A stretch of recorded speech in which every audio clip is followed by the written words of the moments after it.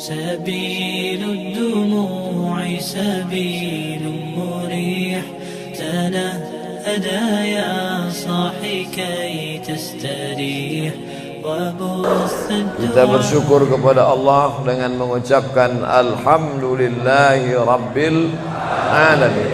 Berselawat kepada Rasulullah dengan mengucapkan Allahumma salli ala Sayyidina Muhammad wa ala ali Sayyidina Muhammad. Allahumma salli wa sallim wa barik alaih. Yang sama-sama kita hormati Bapak Ketua beserta seluruh pengurus Masjid Al-Qalam, hadirin hadirat, muslimin muslimat, alim ulama, cerdik pandai, tokoh masyarakat. InsyaAllah kita semua dimuliakan Allah Subhanahu wa ta'ala. Amin ya rabbal alamin. Judul kita subuh ini sebagaimana tertulis, untuk apa kita hidup. Itulah agaknya yang dibicarakan ibu-ibu di atas sampai ribut betul. Untuk apa kita ini hidup? Pertanyaan ini tidak bisa dijawab oleh akal manusia. Makanya Sokrates, seorang filosof dulu Yunani, berkata, untuk menjawab mengapa kita hidup, perlu hidup 500 tahun lamanya. Tak cukup umur berpikir untuk apa kita hidup. Sampai akhirnya karena tidak sanggup akal itu menjawab, maka diutuslah Nabi Muhammad sallallahu alaihi wasallam. Mata saya hanya bisa melihat apa yang ada dalam masjid ini saja. Saya tak tahu berapa banyak jamaah di luar. Maka karena mata ini terbatas, saya ini manusia yang lemah. Telinga juga hanya bisa mendengar apa yang dibicarakan sekeliling dan atas saja. Apa yang dibicarakan orang di luar sana saya tak tahu. Maka saya manusia yang lemah. Akal juga begitu, tidak bisa menangkap saya ini habis mati nanti mau kemana. Maka saya manusia lemah. Allah Maha tahu, maka dia kirimlah salah satu makhluknya ingin menjelaskan kau untuk apa, sedang di mana dan akan kemana. Dan makhluk itu bernama Nabi Muhammad sallallahu alaihi wasallam. Untuk apa hidup? Langsung dijawab, wa ma khalaqtul jinna wal insa illa liya'budun. Tidak ada makhluk yang kuciptakan, baik jin maupun manusia, kecuali untuk beribadah. Cara beribadahnya bagaimana? Langsung dijawab, wa ma arsalnaka illa rahmatan lil alamin. Bagaimana cara perbuatannya? Langsung dijawab, laqad kana lakum fi rasulillahi uswatun hasanah. Maka Al-Quran itu menjawab pertanyaan-pertanyaan. Yas'alunaka 'anil mahid, mereka bertanya kepadamu tentang perempuan haid. Qul huwa adza, katakan itu kotor, tidak baik. Yas'alunaka 'anil yatama, mereka bertanya kepadamu tentang anak yatim. Yas'alunaka 'anil khamri wal maisir, mereka bertanya kepadamu tentang khamar dan judi. Yas'alunaka madza yunfiqun, mereka bertanya kepadamu apa yang mesti mereka sedekahkan.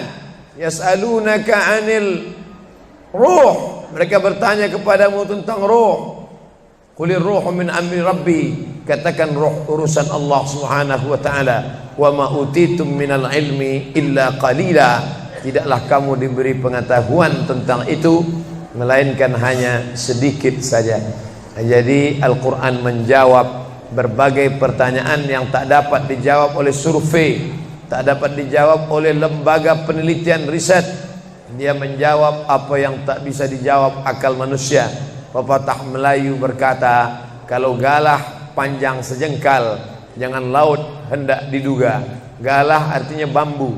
Orang kalau naik rakit bambu mesti ditanamkan ke dalam sungai. Kalau panjangnya cuma sejengkal, jangan laut hendak diduga. Itulah orang yang terlalu memaksakan akalnya, akhirnya ngomong sendiri dan senyum sendiri. Akhir puncak daripada akal adalah ngomong sendiri, senyum sendiri, angkot lewat pun dia senyum. Nauzubillah. Oleh sebab itu kita yang sangat rendah, hina ini mengaku lemah. Aku berserah kepada Engkau ya Allah. Berserah itu bahasa Arabnya istislam. Makanya kita ini tadi mengaku di hadapan Allah hanifan musliman. Aku condong kepada kebenaran, musliman, dan aku hanya berserah diri kepada Engkau ya Allah ya Rabbal Alamin. Makanya apa kata Allah kita ikut. Padahal ini akhir pekan, weekend, maunya santai, tapi kita ikut apa kata Allah Subhanahu wa taala. Bangun subuh ikut. Padahal ini mestinya santai di rumah, tidur-tiduran, membalaskan sakit hati hari Senin, hari Selasa, hari Rabu, hari Kamis, hari Jumat. Ini hari Sabtu, tapi justru hari Sabtu bersusah payah, berdingin-dingin di luar. Bahkan kabarnya jam 3 sudah ada yang datang ke masjid ini. Bahkan ada yang mabit di samping danau. Bayangkan itu. Orang mabit di Musdalifah, yang mabit di samping danau. Oleh sebab itu maka ini apa yang membuat makhluk ini bisa begini? Itu semua adalah orang-orang yang mengerti untuk apa kita hidup.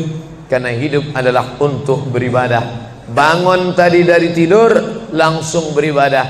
Buka mata, ibadah pertama adalah zikir. Alhamdulillahillazi ahyana ba'dama amatana wa ilaihin nusyur.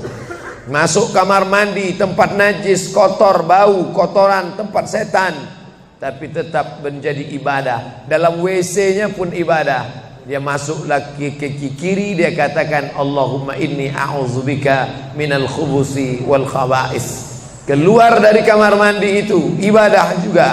Dia langkah kaki kanan, dia katakan ghufranaka, ghufranaka, maafkan aku ya Allah. Mengapa dia minta maaf keluar dari WC? Karena selama di WC dia tidak menyebut Allah. Lidah yang diciptakan untuk beribadah, selama di dalam tidak beribadah, maka ibadah di dalam WC hanya hatinya saja berzikir. Tak boleh menyambut seruan azan. Terdengar suara azan masuk ke WC, Allahu Akbar, Allahu Akbar, Allahu Akbar. Oh, tak boleh. Tak boleh mengucapkan salam. Assalamualaikum, Nabi diam. Assalamualaikum, Nabi diam. 3 kali diucap, Nabi diam. Selesai keluar dari toilet, WC, barulah Nabi menjawab Waalaikumsalam warahmatullah. Karena tidak boleh menyebut nama Allah, maka minta ampun keluar dari WC. Karena lidah yang semestinya dipakai untuk menyebutmu ya Allah, berzikir mengingatmu ya Allah, tadi tak kupakai selama beberapa menit di dalam. Maka dia katakan ghufranaka. Lalu kemudian melihat wajah di cermin, mana tahu ada kotoran di mata. Jangan sampai kita berjumpa sama orang di masjid, orang senyum, kita senyum, yang disenyumkan orang kita. Maka lihat dulu baik-baik. Maka ketika melihat wajah, dia pun menjadi ibadah. Allahumma kama hassanta khalqi fahassin khuluqi. Sebagaimana kalau kau sudah perbaiki bentuk ciptaanku ini menjadi sempurna, maka perbaikilah akhlakku ya Allah. Lalu setelah itu berangkat dari rumah menuju masjid, beribadah juga. Bismillahi tawakkaltu 'ala Allah, la haula wala quwata illa billah. Setiap langkah kaki ke Masjid Al-Qalam ini bernilai 1 langkah menghapus dosa. Langkah kedua mengangkat derajat. Langkah ketiga menghapus dosa. Langkah keempat mengangkat derajat. Tidak tanggung-tanggung, derajatnya diangkat Allah. Siapa yang duluan datang langsung dapat di depan. Tapi ada orang terlambat tetap tinggi juga derajatnya. Mana dia? Ini yang di atas. Siapa bilang perempuan direndahkan, dihinakan? Perempuan dimuliakan. Mana contoh perempuan dimuliakan? Kalau mau tahu, datanglah ke Masjid Al-Qalam. Perempuan dimuliakan. Bapak Ibu yang dimuliakan Allah, masuk ke dalam masjid, langkah kaki kanan, Allahumma inni as'aluka min fadlik. Itu doa nanti keluar. Tapi ketika akan masuk, apa doanya? Allahumma ya Allah, iftah li, bukakan untukku abwaaba rahmatik, pintu rahmatmu bernilai ibadah. Duduk berzikir, jangan ngobrol, jangan cerita. Foto Pak Ustaz, sikit-sikit boleh. Lalu kemudian selama itu tertulis tadi di atas.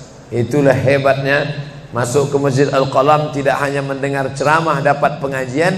Ketika saya masuk tadi dengar suara azan, ada tulisan hadis riwayat Al-Bukhari.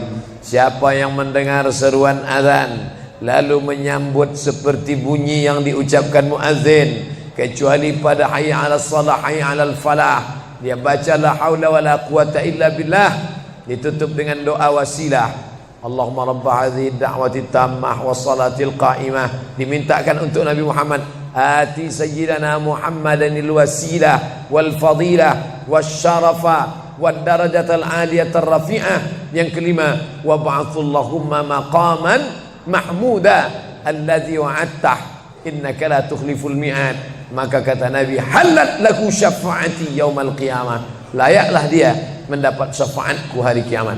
Makanya selama duduk di depan tadi tak ada satupun yang ngobrol, semuanya menyambut seruan azan. Allahu akbar, Allahu akbar, Allahu akbar, Allahu akbar. Ada kawan sebelah ngajak ngobrol, gimana bro program mancing kita? Allahu akbar, Allahu akbar. Nah, cerita tak tentu arah. Ini kita sedang beribadah kepada Allah Subhanahu wa ta'ala. Lalu kemudian selesai azan, salat sunat yang balasan pahalanya khairum minad dunya wa ma fiha, lebih baik daripada dunia dan seisinya. Apa itu? Qabliyah subuh. Sampai-sampai andai terlambat qabliyah subuh, tetap boleh dilaksanakan setelah subuh. Habis salat subuh barulah dilaksanakan qabliyah subuh. Tapi kalau sudah sama-sama ngaji, tapi kalau nanti pulang kampung, justru sekarang orang di kota ngaji, di kampung tidak ngaji. Zaman dulu di kampung ngaji, di kota tidak ngaji. Sekarang dunia sudah mau kiamat. Di kampung orang ngaji, di kampung orang tidak ngaji. Kenapa? Parabola masuk desa. Oleh sebab itu maka kalau di kampung itu tidak ada pengajian, mereka tidak tahu bahwa qabliyah subuh diganti setelah subuh. Nanti pas mau bulan puasa pulang kampung, jangan qabliyah subuh setelah subuh. Karena nanti begitu mereka lihat, loh apa tuh? Sejak tinggal di Bekasi ikut aliran sesat. Dan dia tidak tahu bahwa sholat qabliyah subuh itu jangan sampai tinggal. Andai tertinggal tetap dilaksanakan setelah sholat subuh. Ayatnya diatur. Ayat pertama, qul ya ayyuhal kafirun. Ayat yang kedua, qul huwallahu ahad, Allahu samad, lam yalid wa lam yulad wa lam yakul lahu kufuwan ahad.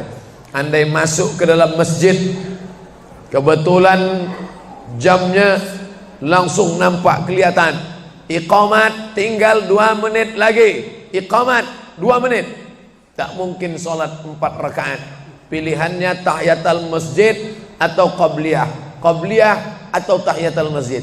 Kalau melaksanakan tahiyatul masjid tidak dapat qabliyah, tapi kalau melaksanakan qabliyah automatically dapat tahiyatul masjid.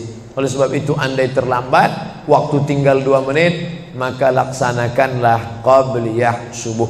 Tapi jangan gara-gara ini terlambat terus. Yang paling afdal cepat datang. Apa kata jamaah? Yang lambat kan ustaz, kami cepat datang. Bapak ibu yang dimuliakan Allah Subhanahu wa ta'ala, selesai itu salat subuh. Kalau qabliyahnya lebih baik daripada dunia dan seisinya, apalagi salat subuhnya. Begitulah. Kalau qabliyahnya saja yang pendek ayatnya lebih baik daripada dunia dan seisinya, apalagi solat subuhnya. Lalu pahala solat subuh itu apa? Tak ada yang tahu. Makanya kata Nabi, lau ya'lamuna ma fil atamati was subhi, andai mereka tahu pahala solat subuh berjamaah, la atauhuma habwan, mereka akan datang ke Masjid Al-Qalam walaupun merangkak. Habwan, lumpuh, sakit kakinya, dia akan datang. Kursi roda tak ada, yang mendorong tak ada, datang dia ke masjid ini walaupun merangkak. Kenapa mereka tidak datang? Karena mereka tidak tahu. Kenapa mereka tidak tahu? Karena mereka memang tidak cari tahu dan tak mau tahu. Dan sampai masanya mereka nanti akan menyesal saat melihat orang-orang mendapatkan balasan. Muttaqiina fiha 'alal araik. Mereka duduk di atas kursi-kursi istana surga, tersenyum melihat orang-orang yang dulu tak peduli pada salat subuh. Mudah-mudahan kita semua istiqamah insyaallah. Jadi Ustadz, kalau hidup ini cuma untuk ibadah, sholat, masjid, baca Quran, zikir, gimana kami mau mencari nafkah? Gimana kami mau buka ruko? Gimana kami mau bisnis? Gimana kami mau tanam kelapa sawit? Gimana kami mau proyek batu bara? Gimana kami mau ternak ikan? Ini mesti difahami bahwa ibadah itu dibagi dua. Satu namanya ibadah mahdhah, pure, original, murni, tidak bercampur dengan apa-apa. Yang satu lagi tidak ibadah tapi bernilai ibadah. Nah, ini mesti dipahami. Bapak yang masuk kantor dari jam 8 pagi sampai jam 4 sore itu ibadah. Karena kalau itu tidak ibadah, habislah waktu kita. Makanya yang bekerja niatkan ibadah. Sehingga kalau istrinya nanya, "Mas kok lama pulang?" Ibadah nih, Mas. Tapi jangan gara-gara ini di kantor itu ibadah, lalu ketika azan di masjid kantor berkumandang, hayya 'alas shalah, dia terus ngetik, "Mas, ayo ke masjid." Enggak, ini pun juga ibadah. Kau ibadah aja ke sana, aku ibadah di sini. Itu juga enggak benar.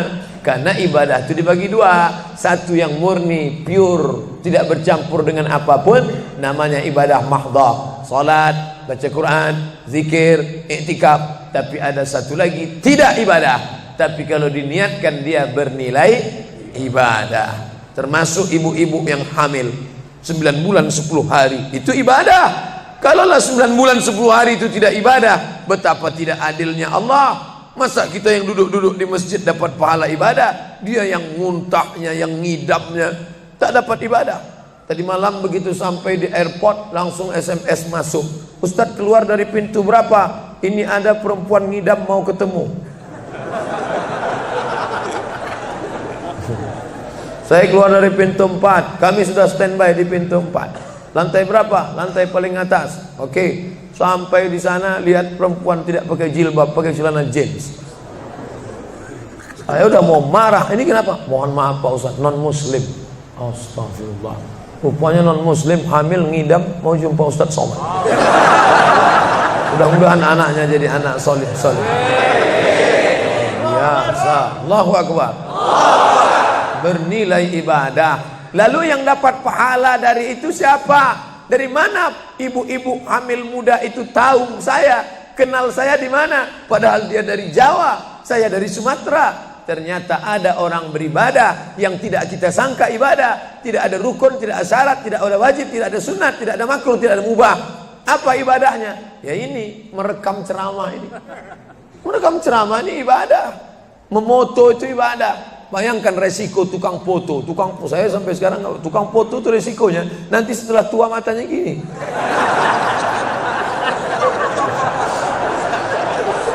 Tapi kalau mereka niatkan ikhlas untuk ibadah, maka insya Allah sehat walafiat. Ini sampai sekarang yang banyak moto-moto ustadz itu mana ada matanya tetap aja sehat. Kenapa? Karena diniatkannya untuk ibadah. Hidup ini kalau berniat ibadah tidak ada capeknya, tidak ada lelahnya. Kenapa? Karena mengharapkan balasan dari Allah. Ilahi anta maksudi wa ridhaka matlubi. Yang kumaksud hanya Engkau ya Allah, dan ridhamu lah yang kucari. Suatu ketika saya sampai di sebuah kabupaten kota, saya tanya ke Pak Bupati, "Pak, ya, kenapa Bapak buat pengajian untuk PNS hari Kamis pagi? Pagi Kamis buat pengajian tabligh akbar. Apa manfaatnya menurut Bapak sebagai pimpinan daerah?" Ternyata Ustadz Somad, kami sudah coba formula macam-macam untuk PNS ini. Pertama kami undang motivator dari Jakarta. Akhirnya di gedung hotel dengan biaya mahal. Lalu kemudian dengan infokus, suara menggelegar. Semangat, semangat, semangat. keluar dari situ lesu. Motivatornya pulang, pegawai letoy. Akhirnya kami buat undang tentara dengan bapak polisi, baris berbaris, siap, siap. Pak polisi pulang, nggak siap lagi. Ternyata yang disentuh paling mantap bukan fisiknya, bukan matanya, bukan pakai infokus, bukan pakai suara menggelegar, tapi yang disentuh adalah hati. Dan satu yang bisa menyentuh hati itu adalah agama. Itulah makanya ibu bapak coba nanti kalau mau buat praktek, buat satu kotak, buat satu lagi kotak, ada 2 kotak. Kotak ini buat voucher namanya sumbangan. Kotak ini buat juga voucher tulisannya sodakoh.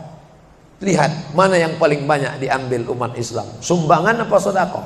Sodakoh, padahal nilainya sama. Sumbangan 100.000, sodakoh 100.000. Bapak ibu silakan ambil untuk anak yatim fakir miskin kita. Pasti voucher yang paling banyak diambil adalah sodakoh. Kenapa? Karena mereka menganggap sumbangan tak ada pahalanya, karena bukan bahasa Arab. Apa dia? Sumbangan. Enggak ada dalam Quran. Ya ayyuhalladzina amanu, sumbangan. Yang ada adalah sodakoh. Innamas sadaqatu lil fuqara wal masakin wal amilina 'alaiha wal muallafati qulubuhum wa fir riqab wal gharimin wa fi sabilillah wa ibnis sabil. Itulah mengapa yang disentuh itu bukan nalar otaknya, tapi yang disentuh itu adalah hatinya.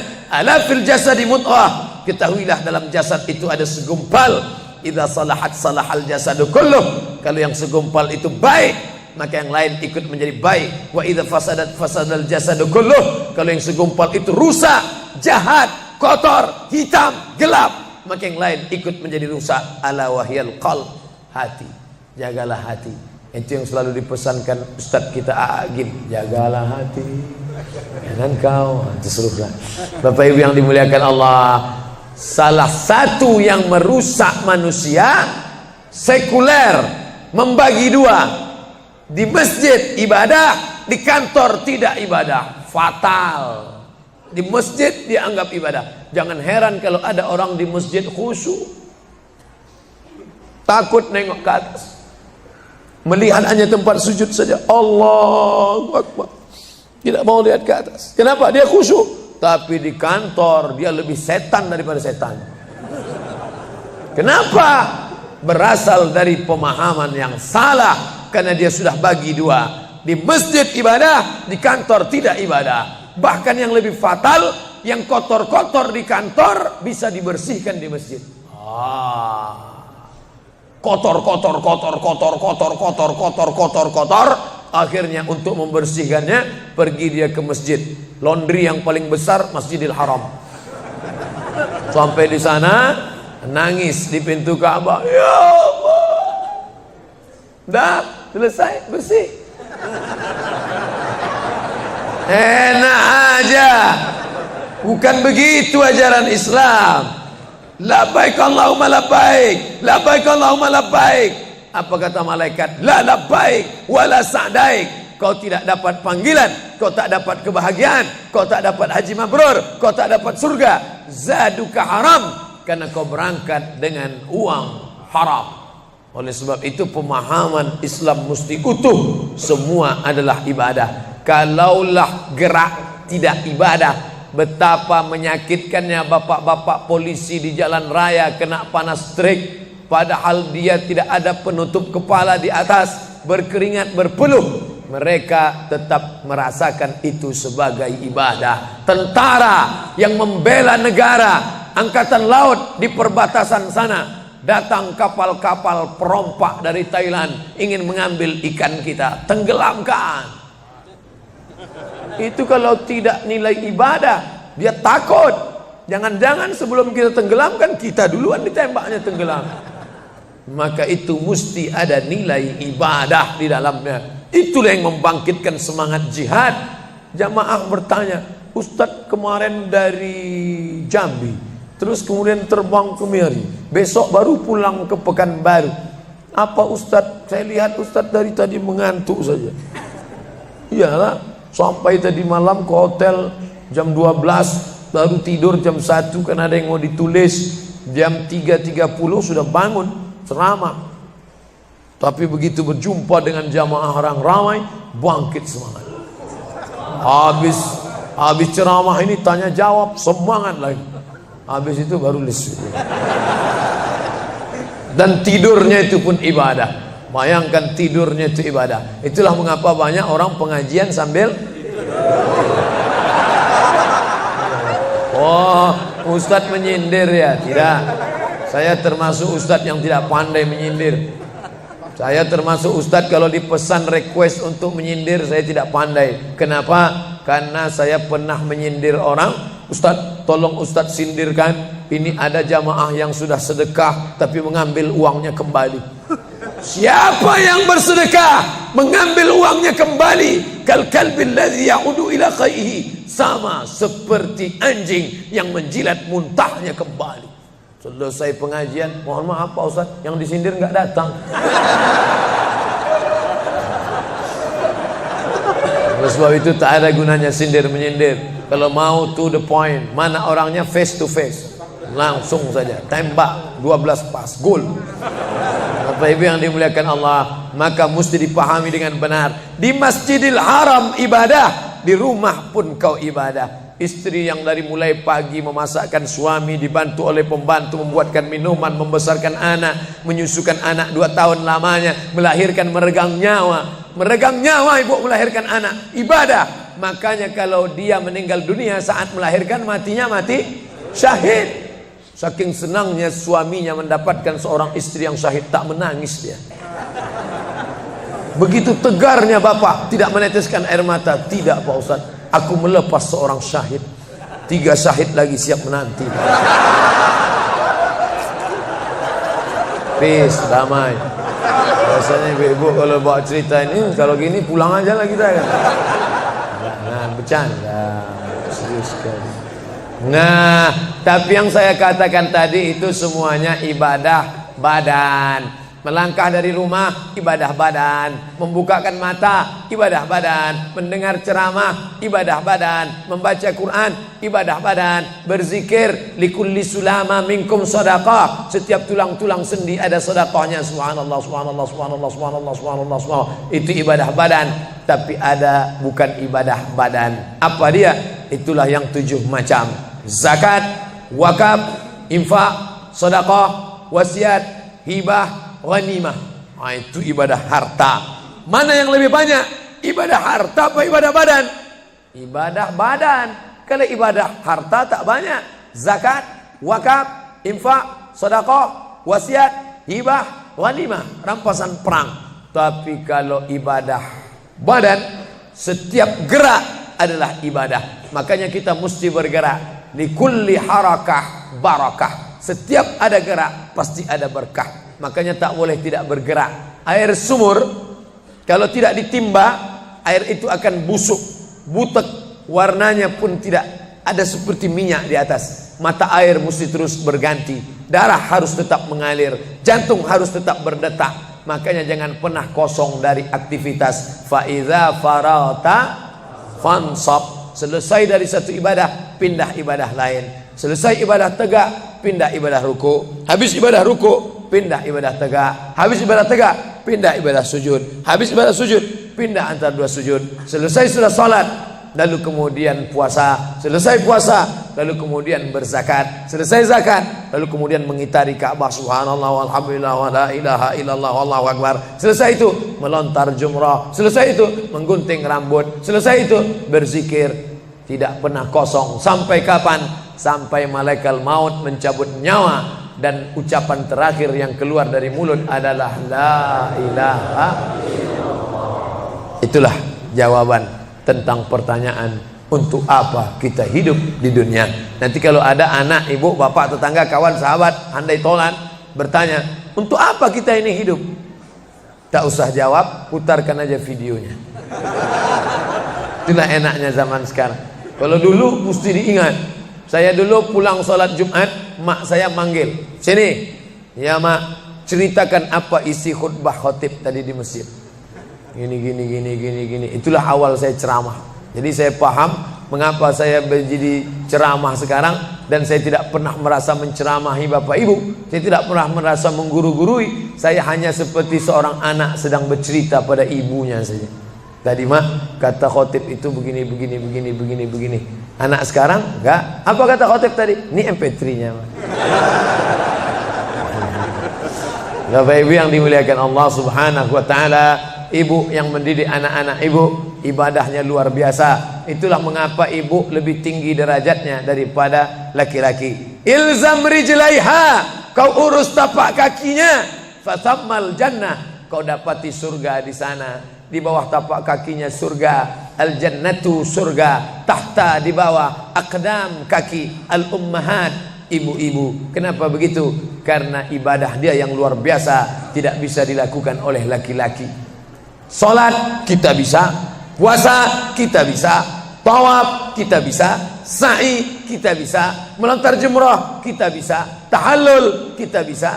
Tapi ada yang kita tak bisa. Apa dia? Mengandung kita tak bisa. Siapa yang mau coba mengandung, keluar dari sini, ambil bola voli, ikat di perut. Melahirkan kita tak bisa. Siapa yang ingin coba melahirkan, keluar dari sini, telanlah jeruk bulat-bulat. Habis itu keluarkan bulat-bulat. Menyusukan kita tak bisa, dan itu ibadah. Tapi bukan ibadah mahdhah. Dia tidak selevel dengan sholat, zakat, puasa, haji. Tapi ibadah ini berkualitas. Ibadah badan sudah, ibadah harta sudah. Ada ibadah yang terakhir, yang ketiga. Kalau ibadah badan berkeringat, lelah, capek, ibadah harta, duit habis. Tapi ada ibadah satu lagi, tak nampak di mata. Apa dia? Ibadah hati. Itulah dia ikhlas. Orang yang ikhlas tak tampak.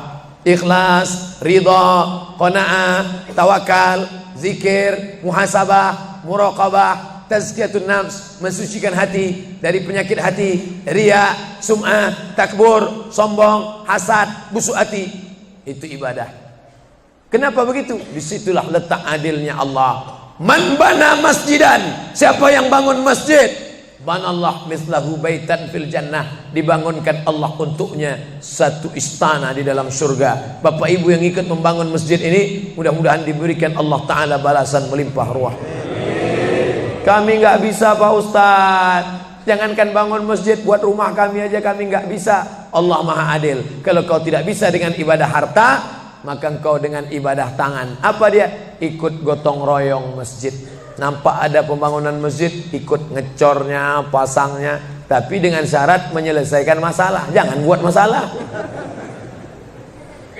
Man shalla isnatai asyrata rakaat, siapa yang salat 12 rakaat fil yaumi wal laila, sehari semalam, bunyalahu bihinna baitun fil jannah, dibangunkan untuknya satu istana di dalam surga. Sama macam orang yang bangun masjid, salat 12 rakaat. Kamu bisa bangun masjid? Bisa. Bagus. Kamu? Saya nggak bisa. Amal saya apa? Tenang, ada amal. Allah Maha Adil. Salat 12 rakaat. 2 rakaat sebelum subuh, 4 rakaat sebelum zuhur, 2 rakaat setelah zuhur, 2 rakaat setelah maghrib, 2 rakaat setelah isya. 12 rakaat. Saya nggak bisa Pak Ustadz, sedang terbaring di rumah sakit, kaki sakit, kepala sakit, hati sakit, jantung sakit. Stop, jangan lanjutkan. Aku tak sampai hati mendengar penderitaan. Jadi amal saya apa Pak Ustadz? Ada satu amalmu. Apa dia? Ridha, menerima takdir Allah Subhanahu wa ta'ala.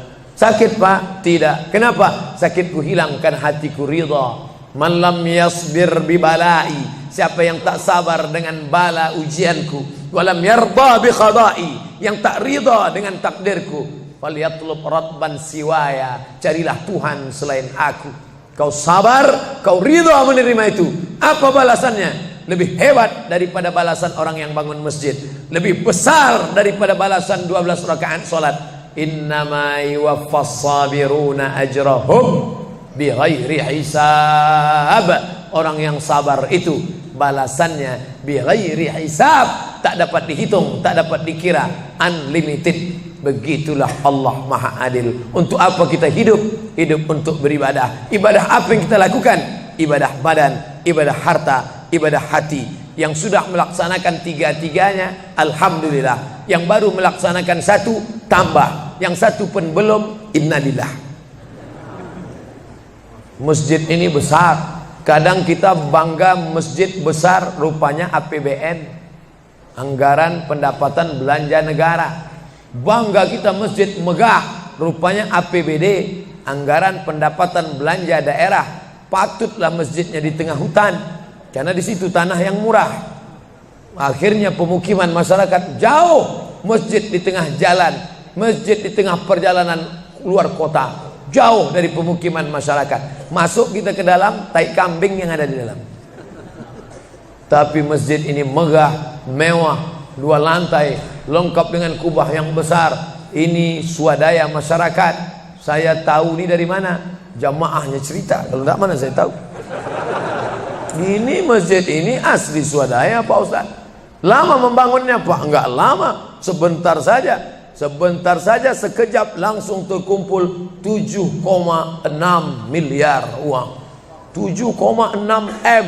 Itu kalau dibelikan cendol berenang gitu. Bayangkan itu. Bisa terkumpul masyarakat. Padahal ibadah yang paling berat, ibadah harta inilah. Banyak orang kalau diajak iktikaf, banyak. Ayo kita iktikaf, ramai. Ayo kita zikir ke Az-Zikra, ramai. Jangan lupa besok zikir ke Az-Zikra, hari Ahad pertama, sekaligus acara live Damai Indonesiaku TV One bersama Ustadz Abdul Somad LCM. Tapi ada ibadah yang berat. Apa dia? Ibadah harta. Banyak orang ketika diajak muhasabah zikir malam, ya Allah, banyak dosa kami ya Allah, tapi dia susah menangis, meneteskan air mata. Tapi begitu lewat kota infak, memang menangis. Tak sampai hati melihat Bung Karno keluar dari dompet. Lewat kotak sodako infak, lama membuka dompet mencari Patimura. Nauzubillah. Mudah-mudahan kita tak termasuk golongan yang bakhil ini. Kenapa? Karena setan selalu asyaitan, setan ya'idukumul faqra, membisikkan kepakiran. Jangan beri, jangan beri, jangan beri, nanti kau susah, nanti anak kau tak makan, nanti kau dikeluarkan kerja, kau makan apa, nanti kau mau beli rumah, nanti kau mau beli tanah, nanti kau mau beli mobil, nanti kau mau beli cincin, nanti kau mau beli kamera, nanti kau mau ganti HP, uangmu tak ada. Setan selalu berbisik-bisik. Lawan setan itu. Qul a'udzu birabbin nas, malikin nas, ilahin nas, min syarril waswasil khannas, alladzi yuwaswisu fi sudurin nas, minal jinnati wan nas. Hanya saja kalau yang berbisik itu setan, kita baca ayat kursi, insya Allah dia kabur. Ini yang berbisik ini kawan kita. Kita bacakan ayat kursi, hafal pula dia dari kita lagi. Tapi tak apa-apa, tetap aja bacakan. Allahu la ilaha illa huwal hayyul qayyum, la ta'khudhuhu sinatun wa la naum. Hembuskan ke wajahnya. Bapak Ibu yang dimuliakan Allah, setelah ibadah 3 ini kita lakukan, ibadah badan sudah, sholat subuh sampai melimpah ruah ke belakang. Saya dengar suara hati tadi, lapor, tenda sudah penuh, sudah melimpah ke jalan. Masya Allah. Ibadah harta sudah 7,6 M. Ibadah hati sudah, sabar, ridha, qanaah, tawakal. Tapi jangan lupa, datang merusak yang 3 ini, perkelahian, merusak ukhuwah Islamiyah.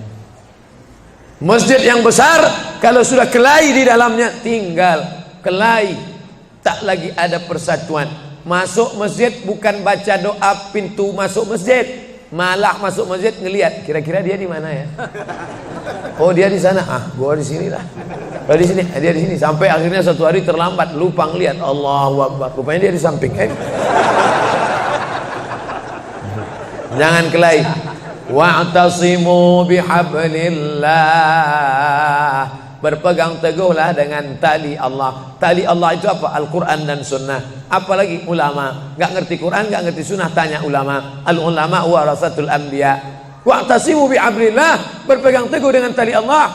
Wala tafarraqu, jangan berpecah belah. Coba lihat bunyi ayatnya. Andai ayat itu sampai bihablillah titik sudah cukup. Berpegang teguhlah dengan cara tali Allah. Cukup. Mengapa ujungnya tetap ditutup? Wala tafarraqu, jangan berpecah belah. Karena banyak orang yang sudah baca Quran, sudah sholat, sudah puasa sunat, tapi hatinya pecah bercabang. Galah patah boleh disambung, kaca retak boleh direkat, hati rusak kemana obat akan dicari. Oleh sebab itu kalau ada fitnah-fitnah, tabayun, klarifikasi. Jangan suudzon. Ijtanibu katsiran minaz-zan. Kepengurusan masyarakat, jamaah, sayang kebersamaan rusak. Gara-gara apa? Gara-gara nila setitik rusak susu sebelanga. Gara-gara api di dalam sekam, ada kulit padi bertimbun, di dalamnya itu ada setitik api. Tiba-tiba api menyala, akhirnya semua menjadi abu, dan abu dihembus angin, tak berkesan sama sekali. Hilang 3 ibadah. Ibadah badan hilang, ibadah harta hilang, ibadah hati hilang. Gara-gara apa? Berkelahi. Ingat, setan tak pernah berhenti. Inna syaitan, setan ya isa'an ya'budahul musallun. Setan kalau sudah melihat orang sholat, dia tidak lagi digoda mereka untuk menyembah, sembahlah aku, sembahlah aku, sembahlah aku, sembahlah aku. Tidak. Tapi apa yang dia lakukan? Walakin fit tahrish, menanamkan permusuhan ke dalam hati orang yang sholat. Maka jaga ini. Jangan kita bertengkar gara-gara masalah khilafiyah. Saya kalau jadi imam di masjid dekat rumah saya jadi imam, saya baca kunut. Dan imam-imam dekat rumah saya itu saya pesan harus baca kunut, karena saya berpegang mazhab Syafi'i. Tapi ketika sholat di Masjid Al-Qalam, saya tidak tahu jamaah di sini pakai kunut apa tidak. Saya tidak ingin merusak kebiasaan mereka. Mana tahu mereka ikut mazhab Hambali, mana tahu mereka Muhammadiyah, saya tidak tahu. Maka ketika diminta jadi imam, Ustaz jadi imam, batuk. Saya tak mau merusak, biarlah imam tetap saja. Rupanya imam di Masjid Al-Qalam tidak baca kunut, ya saya tetap ikut sholat. Apakah perlu saya ulang sholat saya? Tidak. Sholat saya sah, karena apapun ormasmu, apapun mazhabmu, mau NU, mau Muhammadiyah, mau Perti, mau Persis, mau Al-Irsyad, mau Jamaah Tabligh, mau FPI, mau mazhab Hanafi, mazhab Maliki, mazhab Syafi'i, mazhab Hambali, semuanya sepakat sholat subuh itu wajib.